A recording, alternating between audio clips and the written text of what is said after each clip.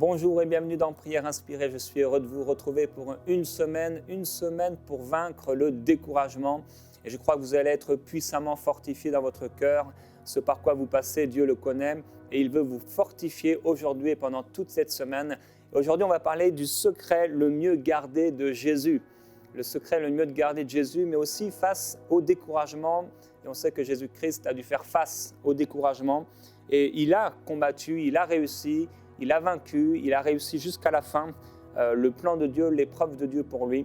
Alors comment Jésus a réussi non seulement à vaincre le découragement, mais aussi à encourager les autres, pendant même qu'il était lui-même au sein des épreuves, pendant qu'il était lui-même en train de devoir vaincre le découragement, comment il réussissait au milieu de ces épreuves à pouvoir encourager les autres. Quel était le secret de Jésus face au découragement?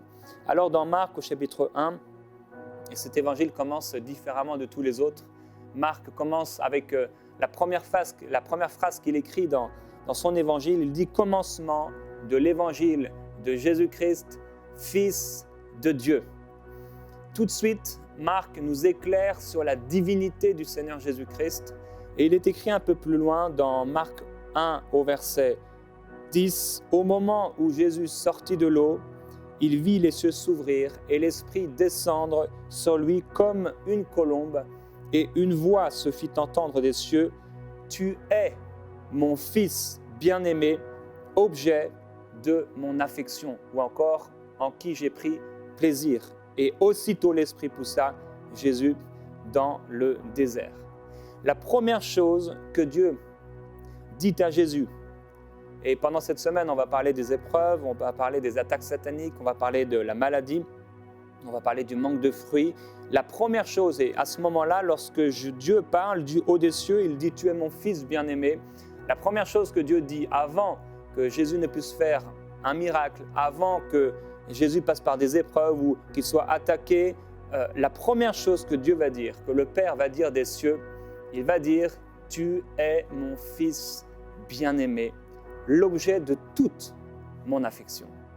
Alors, quel était le secret le mieux gardé par Jésus? Pendant quelques minutes avant de prier, je vais vous partager quel était le secret le mieux gardé par le Seigneur Jésus-Christ. Et il est étonnant de voir que dès que Dieu a donné cette parole, dès que Jésus a entendu cette parole, il a commencé à être combattu par Satan. Dieu parle du haut des cieux.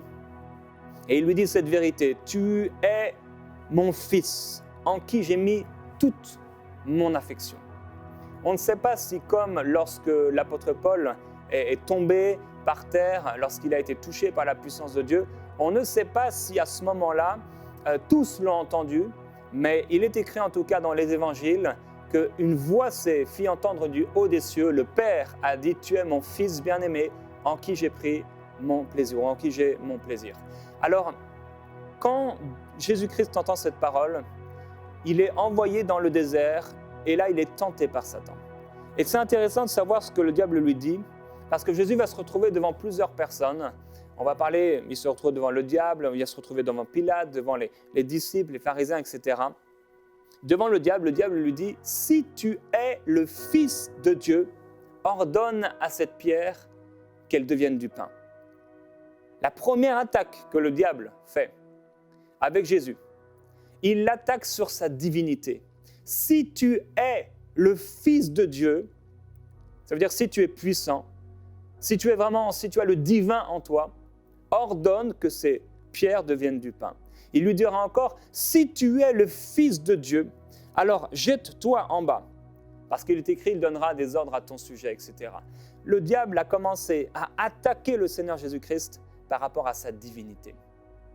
Aujourd'hui, je vais vous partager le secret le mieux gardé du Seigneur Jésus-Christ. Et ce secret, c'est que Jésus ne voulait pas qu'on sache qu'il était le Fils de Dieu. Partout où il allait, dans tous les lieux où il allait, et qui que soit qu'il rencontrait, il déclarait de lui-même « Je suis le Fils de l'homme ». Lorsqu'il parlait à propos de lui, lorsqu'il parlait à propos de son futur, lorsqu'il parlait à propos de qui il était, il disait simplement « Je suis le Fils de l'homme ». Alors cette voix se fait entendre du haut des cieux. « Celui-ci est mon Fils, il est l'objet de toute mon affection. J'ai pris mon plaisir en lui. Jésus entend cette parole. Certainement, plusieurs personnes entendent cette parole. Et Jean-Baptiste lui-même il déclara dans son épître, dans son évangile, dans l'évangile où il est parlé de lui, il dira « Et moi j'ai vu et j'atteste qu'il est le Fils de Dieu. » Jean-Baptiste reçoit cette révélation, Jésus-Christ est le Fils de Dieu. Il entend cette voix certainement qui dit « Celui-ci est mon Fils ». Jésus est envoyé dans le désert et quand le diable se présente devant le Seigneur Jésus-Christ, il lui dit « Alors, si tu es le Fils de Dieu », pourquoi ? Parce que le diable savait qu'il y avait dans la puissance du Fils, il y avait quelque chose de particulier en se déclarant ou en étant Fils de Dieu. J'aimerais vous dire que le découragement et les épreuves et les attaques que vous pouvez rencontrer sont certainement rencontrées parce que vous êtes fils et filles de Dieu. Le diable vient vous voir et il dit « Mais si tu es fils de Dieu, si tu es chrétien, si tu es un enfant de Dieu, alors… » Et il vient vous tenter. Maintenant, Jésus sort du désert. Et lorsque Jésus sort du désert, la première chose qu'il va commencer à faire, bien sûr, il va enseigner. Il va dire « Il est écrit à propos de moi dans le rouleau d'Ésaïe. » Et il va commencer à chasser les démons. Et lorsqu'il chasse les démons, la Bible dit que les démons vont commencer à parler et ils vont lui dire « Tu es le Fils de Dieu ». Et quand les démons vont parler de la sorte en lui disant « Tu es le Fils de Dieu », il est écrit que Jésus va leur parler et il est écrit, il leur recommandait très sévèrement de ne pas le faire connaître. Jésus parlait de lui comme étant le Fils de l'homme aux foules. Et même ses disciples en savaient moins que les démons à son sujet, à propos de sa divinité. Puisque les disciples n'ont pas reconnu tout de suite, ni les disciples, ni sa famille, ni la foule, ni les pharisiens, ne reconnaissaient Jésus-Christ en tant que Fils de Dieu. À un moment un peu plus loin dans Marc, au chapitre 3, je crois, on va parler de Jésus et on va lui dire « Mais n'est-ce pas le fils du charpentier ?» Dans Marc 6. « N'est-ce pas le fils du charpentier ? D'où lui vient cette sagesse ? Comment de tels miracles se font par ses mains ? N'est-ce pas le fils de Marie, le frère de Jacques, de Jose, de Jude et de Simon ? Et ces sœurs ne sont-elles pas au milieu de nous ? » Personne ne reconnaissait Jésus en tant que fils. Mais Jésus savait qu'il était le Fils de Dieu. Alors quel rapport avec le découragement ? C'est qu'on sait que chaque jour, Jésus faisait face à des persécutions, à des difficultés, à des obstacles et au découragement. Jésus, le découragement l'entourait et il y avait quelque chose tout autour de lui, des oppressions spirituelles qui étaient là pour le décourager, qui étaient là pour qu'il perde courage. Mais que faisait Jésus-Christ ? Et c'est le secret qui était attaché à ce grand secret de sa divinité, je suis le Fils de Dieu. Chaque jour, il faisait face au découragement, aux difficultés, aux épreuves, aux persécutions. Mais chaque matin et chaque soir, il allait dans le lieu secret, dans la présence de son Père. Le secret le mieux gardé de Jésus, le secret qu'il a gardé jusqu'au bout, c'est qu'il était le Fils de Dieu. Aux démons, il ne leur permettait pas de dire qu'il était le Fils de Dieu. À un moment, il est écrit dans Marc, toujours au chapitre 6, le roi Hérode entendit parler de Jésus, dont le nom était devenu célèbre, et il dit « Jean-Baptiste est ressuscité des morts, et c'est pour cela qu'il se fait par lui des miracles. » D'autres personnes disaient « c'est Élie », et d'autres disaient « c'est un prophète, comme l'un des prophètes. » Mais Hérode, en apprenant cela, disait « c'est ce Jean que j'ai fait décapiter, c'est lui qui est ressuscité. » Personne ne comprenait qu'il était le Fils de Dieu. Mais le diable, dès qu'il l'a pu, lui a dit « Mais si tu es le Fils de Dieu, alors ordonne ceci. » Les démons lui disaient « Tu es le Fils de Dieu, ne nous tourmente pas avant notre temps. » Et Jésus leur ordonnait de ne pas dire qui il était. Jésus a gardé ce secret. Et même à ses disciples, il ne leur a révélé vraiment qu'à la fin qui il était. Alors un jour, il y a un homme qui s'approche de Jésus. Et cet homme, Jésus le guérit, c'est un aveugle. Il est né aveugle. Jésus le guérit et lorsque cet homme se retrouve auprès de lui, Jésus va lui dire « Crois-tu au Fils de Dieu ?» Et cet homme va lui dire, mais qui est-il, Seigneur? Vous savez, il a été guéri par lui, il a entendu parler de lui. Il a vu Jésus-Christ le guérir, mais il ne sait pas qui est le Fils de Dieu. Pourquoi? Parce que Jésus disait de lui-même qu'il était le Fils de l'homme. Alors, Jésus lui dit, tu l'as vu, c'est celui qui te parle, c'est lui. Et l'aveugle va répondre, je crois, Seigneur, et il va se prosterner devant lui. À cette même époque environ, Jésus parle à ses disciples et il va demander, qui suis-je d'après les hommes? Moi, le Fils de l'homme. Et les disciples vont répondre, eh bien, les uns disent que tu es Jean-Baptiste, les autres Élie, les autres Jérémie ou encore l'un des prophètes. Et Jésus va leur demander, mais et vous, qui dites-vous que je suis? Qui suis-je pour vous? Et c'est là que Pierre va déclarer cette révélation qu'il a reçue de la part du Père. Eh bien, tu es le Messie, le Fils du Dieu vivant.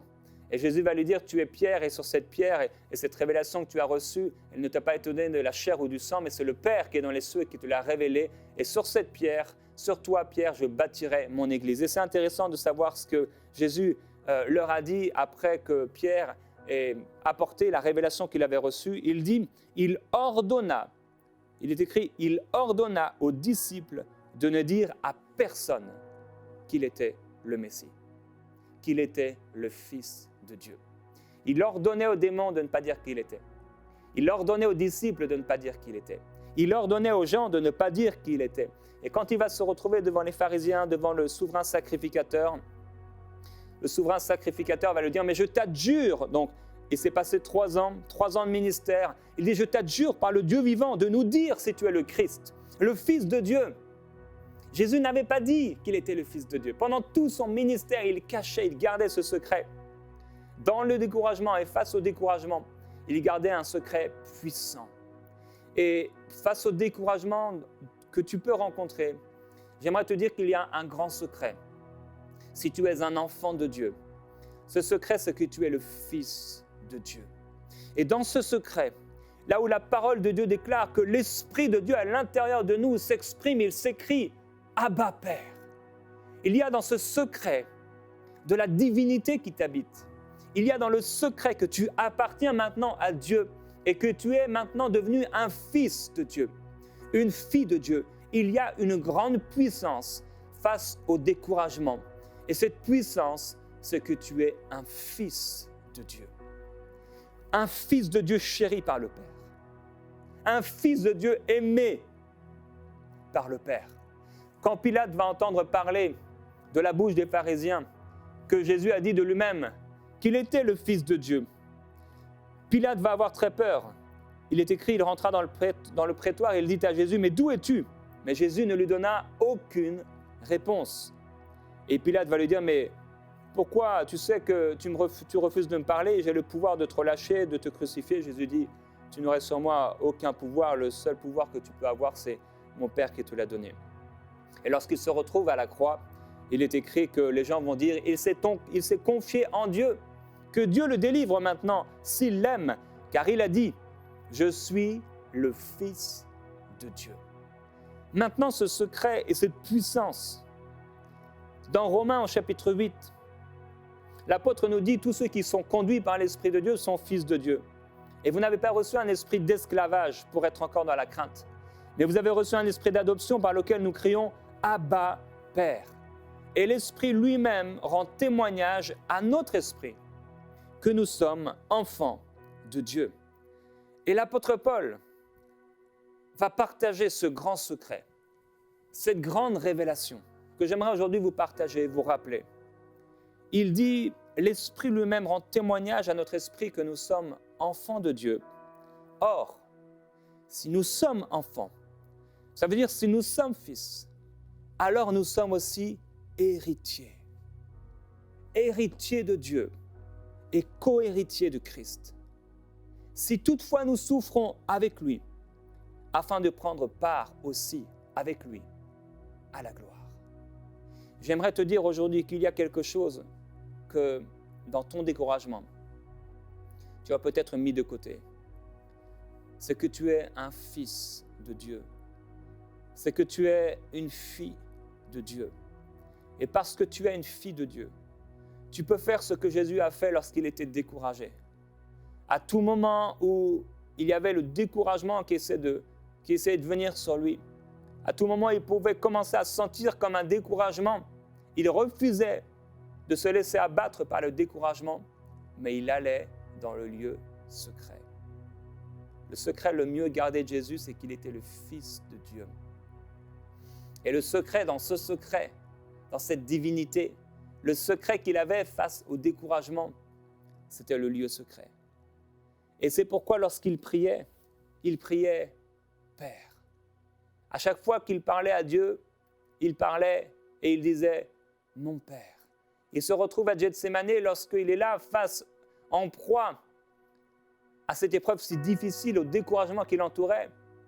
Par 3 fois, il déclare Père, mon Père.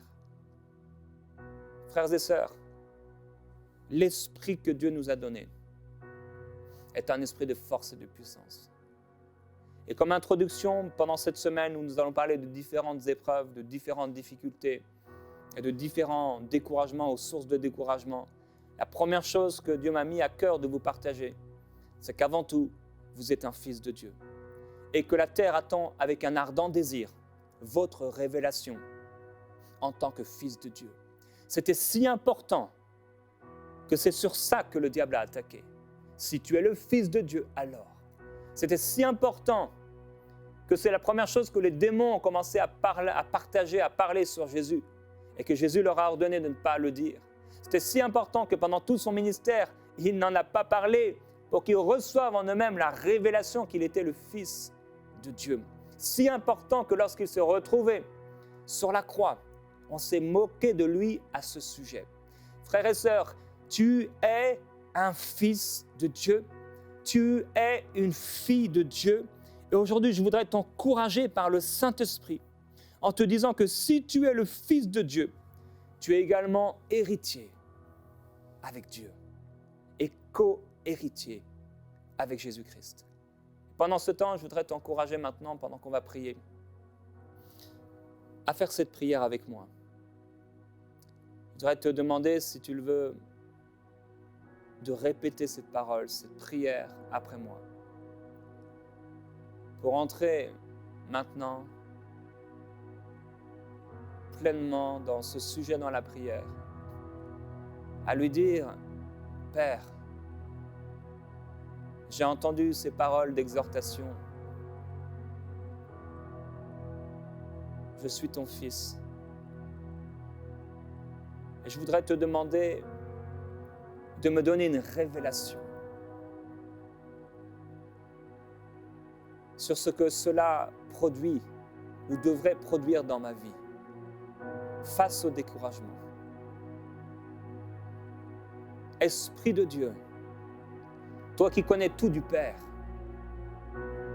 viens me révéler ce qui m'est caché. Montre-moi la force qu'il y a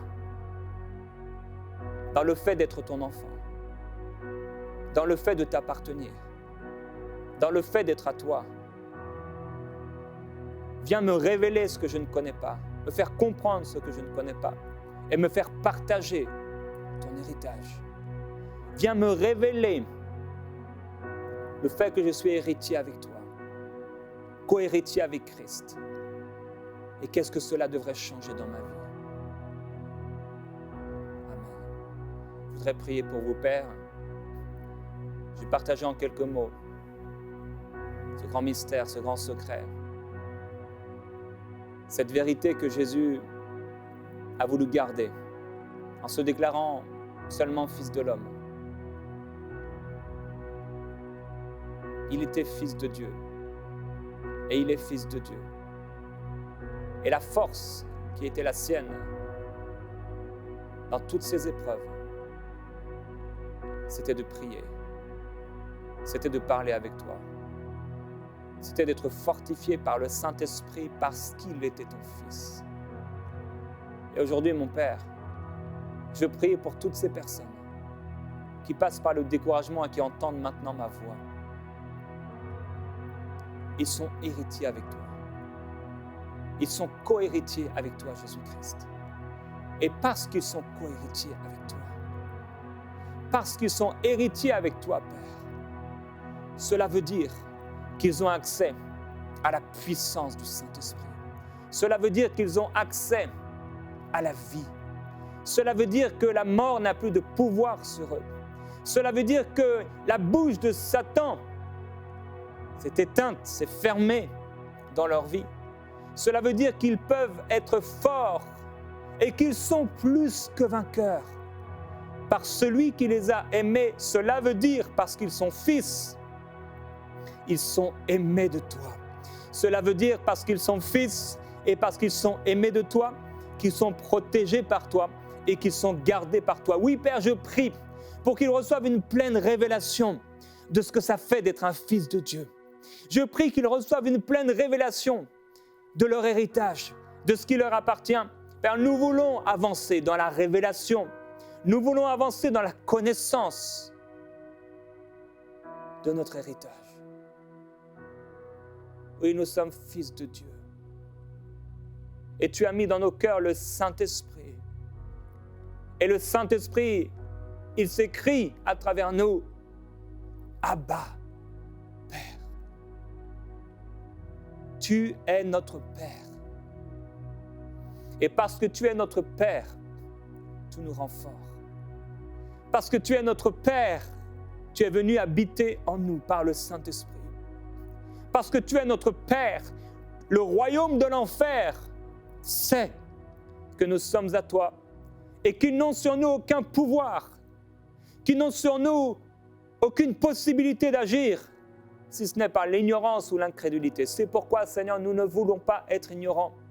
Nous ne voulons pas être incrédules, mais nous voulons marcher dans la puissance de l'Esprit de Dieu. Nous voulons marcher dans la puissance de notre héritage. Et nous voulons que la terre puisse aujourd'hui recevoir la révélation des fils et des filles de Dieu. Père, je sais que lorsque nous allons voir ta face, nous allons être tellement surpris à propos de la puissance qui nous était réservée sur cette terre, à propos des révélations que nous n'avons pas eues et que nous pouvions avoir. Je prie, Père Céleste, pour mon frère, pour ma sœur, qui entend ma voix et qui passe par ce temps difficile, qui est découragé, abattu, parce que le combat est trop difficile, à cause de cette épreuve, à cause de cette difficulté, à cause de cette attaque, à cause de ce péché, à cause de cette maladie, à cause de mauvaises circonstances, à cause du manque, à cause d'une faiblesse, à cause d'une incompréhension, à cause d'une injustice, à cause de la vieillesse, à cause du temps qui passe, à cause d'une promesse qui n'a pas l'air de venir, à cause d'une prière qui n'a pas l'air d'être exaucée. Je prie, mon Dieu, qu'il soit puissamment fortifié par ton esprit, par l'Esprit du Père. Je prie que comme tu as fait, Seigneur Jésus-Christ, lorsque tu étais sur la terre, ils trouvent toujours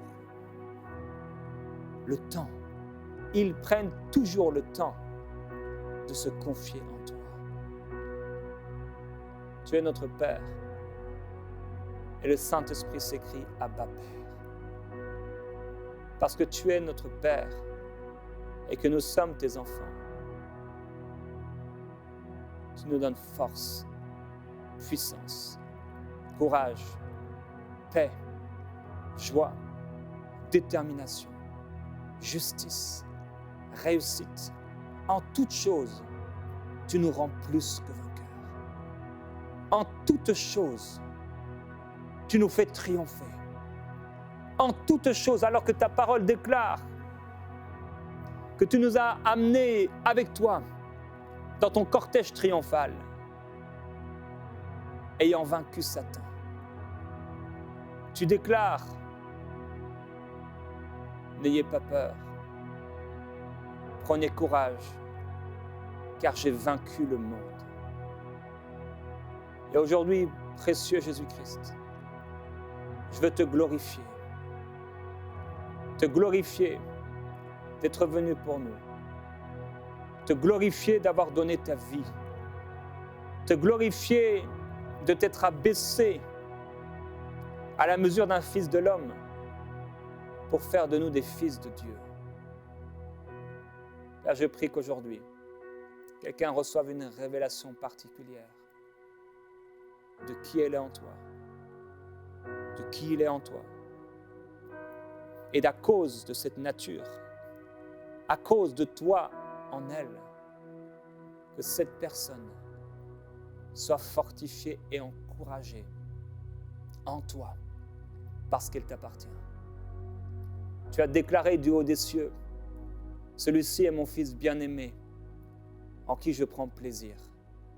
Et tu déclares encore aujourd'hui à quelqu'un qui écoute, celui-ci est mon fils bien-aimé, en qui j'ai mis toute mon affection, en qui je prends plaisir. Oui, Père, je prie pour cette révélation. Tu as fait de nous des fils et des filles de Dieu. Quand tu nous as sauvés, alors qu'on était des enfants du diable, sans aucun héritage, sans aucune puissance devant le découragement, sans aucune puissance devant l'abattement, devant la mort, devant le péché, devant les situations difficiles. Tu as fait de nous des fils de Dieu. Tu as fait de nous des enfants de Dieu et nous le sommes. Et ça a tout changé. Et ça nous rend capables, ça nous rend puissants, ça nous rend forts, ça nous rend victorieux, mais surtout ça nous rend cachés en toi. Tu es notre Père et parce que tu es notre Père, et parce que tu es mon Père, tu prends soin de moi. Parce que tu es mon Père, tu ne permettras pas que je puisse mourir, Seigneur, sans avoir accompli les plans que tu avais prévus pour moi. Parce que tu es mon Père, à chaque fois que je viendrai auprès de toi, tu m'écouteras et tu m'exauceras. Parce que tu es mon Père et parce que tu m'aimes, il y aura toujours assez d'amour, il y aura toujours assez de paix, il y aura toujours assez de joie. Parce que tu es mon Père et parce que l'Esprit de Dieu en moi m'amène dans la vérité, me parle avec vérité, me conduit, me dirige dans la vérité. Tu ne permettras pas que je marche et que je vive dans le mensonge. Tu ne permettras pas que je sois vaincu par le péché. Mais alors même que je mourrai, tu me donneras la vie. En réalité, tu déclares que je ne mourrai jamais. Et je prie pour quelqu'un aujourd'hui qui était découragé, afin que tu illumines les yeux de son esprit par rapport à cette vérité, qu'il est ton enfant, qu'il est ton fils. Et parce qu'il est ton fils, et qu'il a l'esprit de ton fils en lui, il est héritier et co-héritier. Et je prie, Père, que pendant les jours, pendant les heures qui vont suivre, pendant qu'il va prier dans le lieu secret, tu puisses lui révéler les choses qui lui sont cachées et qu'il sorte de ce découragement, vivifié par toi, parce que tu es son Père. Je te glorifie, Jésus-Christ. Et je proclame des révélations, des transformations, au nom de Jésus-Christ. Merci, Père.